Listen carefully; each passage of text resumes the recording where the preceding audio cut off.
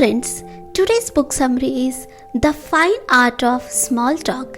Gain the skills you need to become a smooth talking conversationalist. How to start a conversation, keep it going, build networking skills, and leave a positive impression from elevator rides with co-workers to parent-teacher conferences. Small talk pervades many aspects of our life. Though we may regard it as meaningless conversation, small talk actually lays the groundwork for establishing the rapport integral to cultivating friendship, romances, and business relationship. Its important side, the thought of engaging in small talks sends many of us into a spiral of anxiety rather than taking advantage of conversational opportunities. These insecurities often lead us to hover in the corner of networking events or avoid them altogether. Just think of all the opportunities you might have missed out on because you fear making a small talk. Whether you are an introvert afraid of approaching strangers or a smooth talker looking to fine-tune your ability to charm, these summary offer tips, skills and techniques of mastering the fine art of small talk. Let's start chapter 1. Small talk is a skill that can be learned. Shy people often think that since they were not born with naturally good communication skills, they will never have conversational clout. But small talk is not a biological trait or something we initially know. It's time to put that idea aside and adopt a new understanding of small talk. The bottom line is that small talk is a skill that can be learned. Sure, some people are naturally able to navigate social situations without others, but most of us have to work to develop our conversational skill. As a shy and overweight bookworm, the author eventually sought out a career in engineering, which involved little communication with others. When her job did entail attending meetings or conferences, she was filled with anxiety. In this situation, she would go into autopilot, attempting to converse with people by asking what their jobs are. This inevitably meant that every conversation dried up within a few minutes. Around the time she was turning 40, she realized that her weight and negative self-image were holding her back. Then she and her husband divorced, realizing that she needed to make some changes if she wanted to meet new people. She committed to taking care of her health and lost 65 pounds. Then she set off to cultivate social skills by observing and imitating successful conversationalists around her. At a bar one night, her friend convinced her to approach a man who had exchanged glances with her but had not approached her.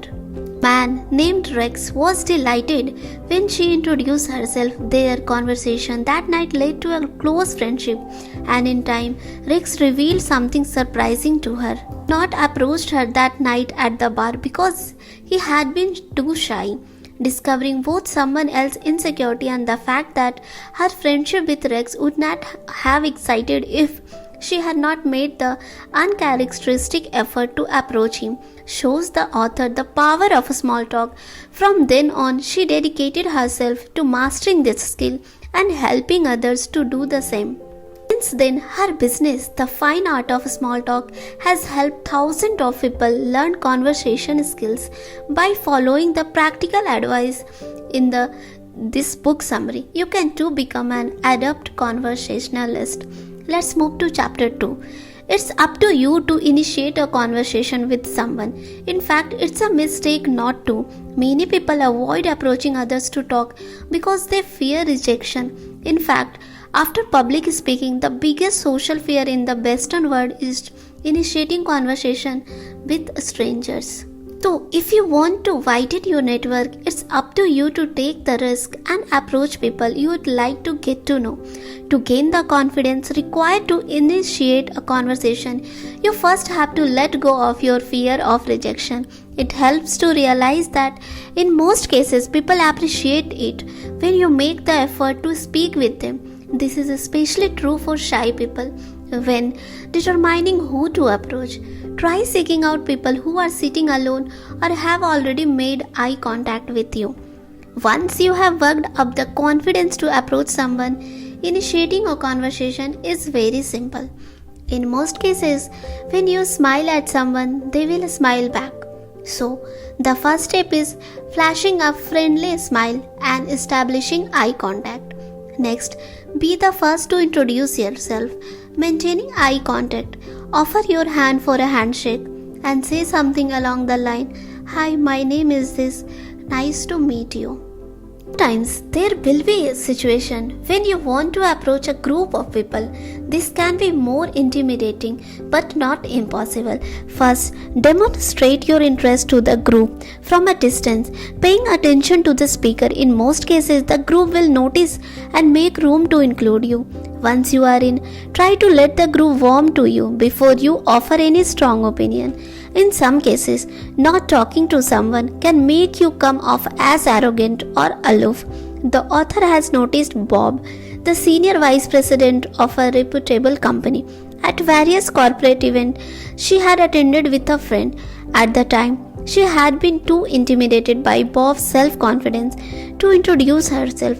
Then, after starting a new job as an engineering salesperson, she called Bob to pitch her employee's product. To her horror, Bob refused her sales offer, accusing her for ignoring him whenever their paths had crossed. That day, she learned a valuable lesson. It's always in your favor to introduce yourself. Step 3. Assume the burden of a conversation by learning people's name and preparing ice breaks. Reduce the burden of a conversation by learning people's name. Ever found yourself chatting to a stranger who put you completely at ease? Chances are said stranger didn't achieve this by accident. Most of us hope that others will take on the responsibility to drive conversation forward.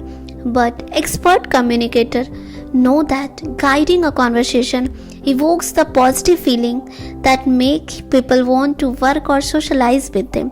One easy way of assuming the responsibility for guiding a conversation is to act like you are a host. Just like any host should focus on learning the name of each person you speak to. After you introduce yourself, ask your conversation partner, "What's your name?" Put the emphasis on your to make them feel valued.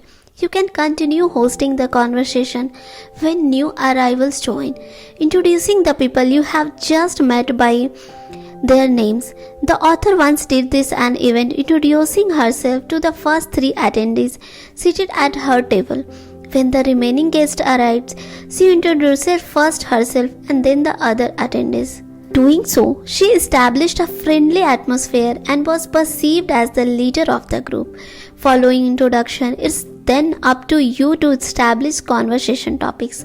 You can prepare yourself for this by formulating icebreakers forehead.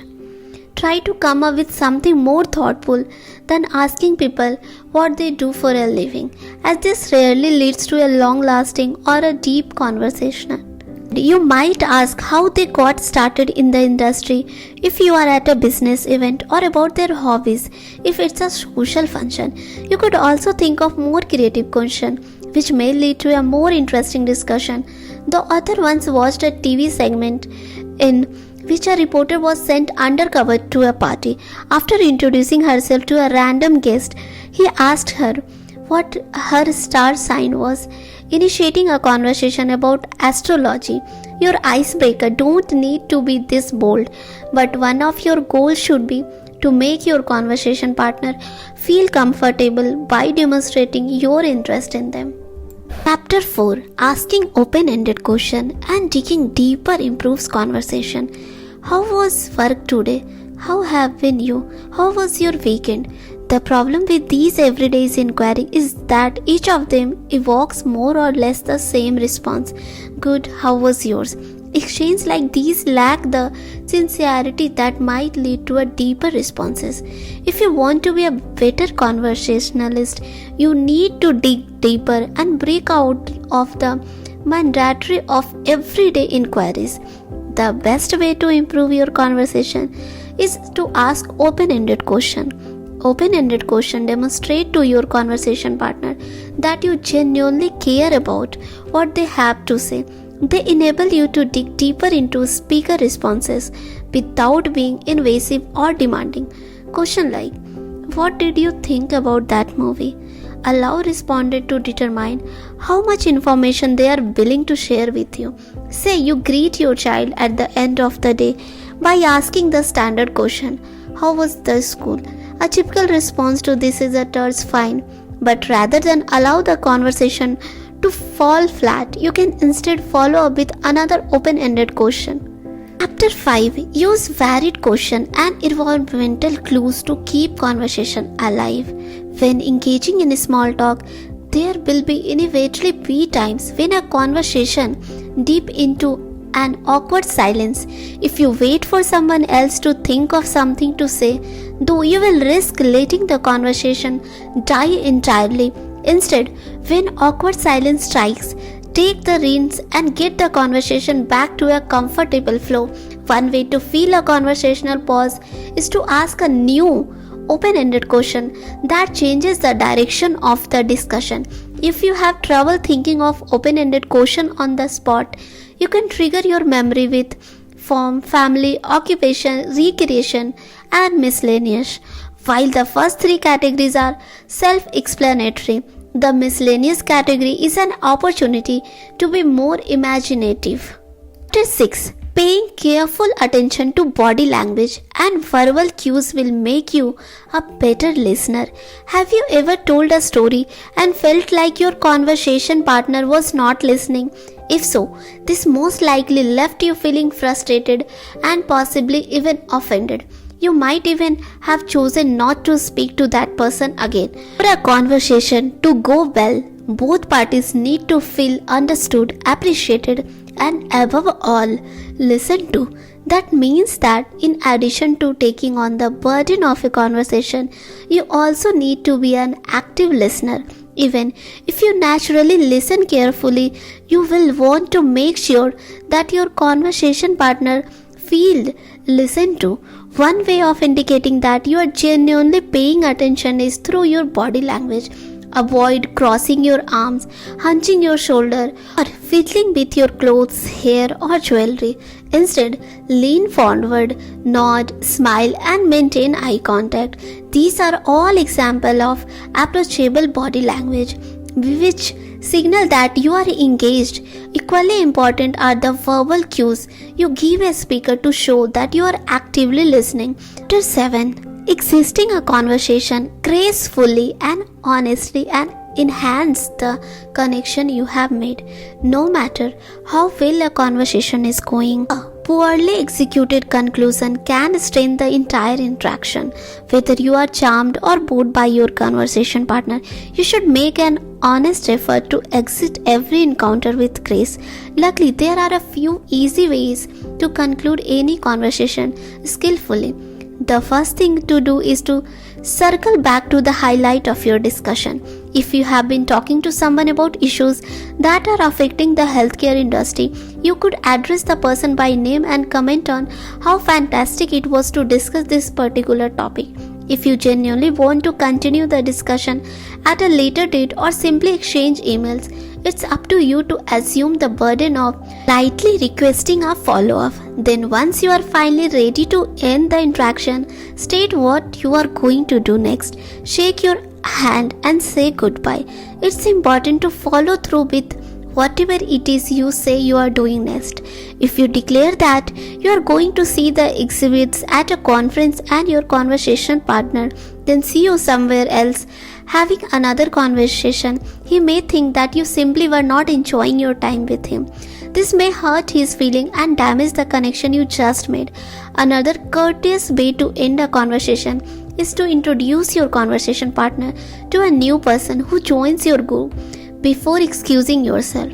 This will help your initial acquaintance widen his own network and should ensure that he does not feel that you are abandoning him. You can also use your exit to facilitate your own networking agenda. Say, for example, that you are trying to find a job as an engineer. You could ask your acquaintance if they know anyone who might be able to help you with your job search. In the best case scenario, he may point you in the right direction and make an introduction. And if not, you can simply say that you enjoyed speaking with him, but that you really need to find someone who can help you. Thank you so much for listening this summary. Keep learning.